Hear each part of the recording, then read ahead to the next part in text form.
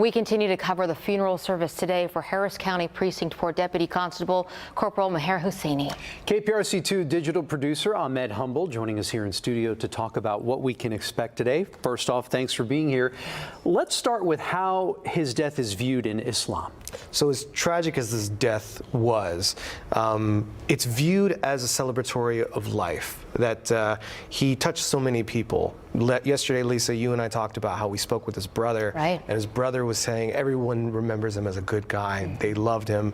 Rilwan Balogan spoke with one of his coworkers, his direct supervisor, and as tragic as it was, he touched a lot of people's lives, and that is a testament to how we should be so happy in a way that he's going to be going somewhere better. Right. And let's talk now about, Ahmed, about the funeral and the burial process and why, relatively speaking, that seems to be happening pretty quickly here. Yeah, within 72 hours, the burial and funeral process happens.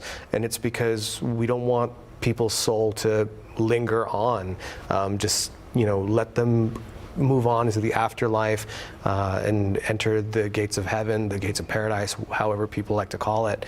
And so when he died Tuesday, and when I was telling everybody in the meeting that the funeral was going to be probably on Friday, with the religious leader I spoke with, Imam Tyeree El-Amin Boyd, he said it seems appropriate that they would have it on a Thursday, given the circumstances, and in his view, it didn't seem that there was necessary to prolong the investigation or anything like that. We needed to just kind of let his body at peace.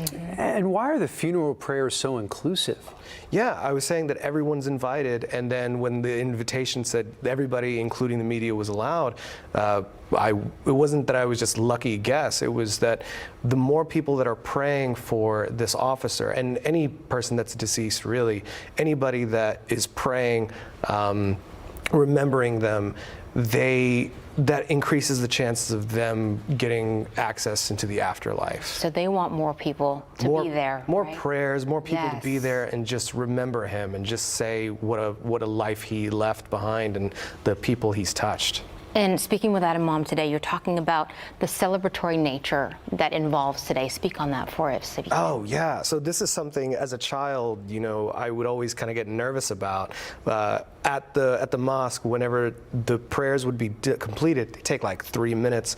After they'd be completed, people would kind of, I don't know how else to say it, but kind of crowd surf the casket. Everybody would rush in to carry the casket or try to touch it, and it was their way of feeling the essence of the spirit. And so when I asked this to the Imam, he was like, in a way, we're cheering this person on. Something for, I think, non-Muslims to observe so that they could recognize the authentic and the spiritual essence and the glory of a person who has passed on from this life, because it's inevitable. We're all going to leave this life and be moving on to another.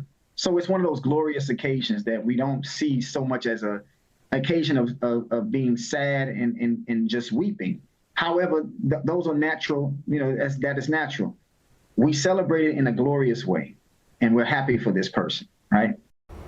A glorious occasion, a very thought-provoking conversation. Digital producer Ahmed Humble, thank you so much for your insight. Thanks for having me. Thanks, Ahmed.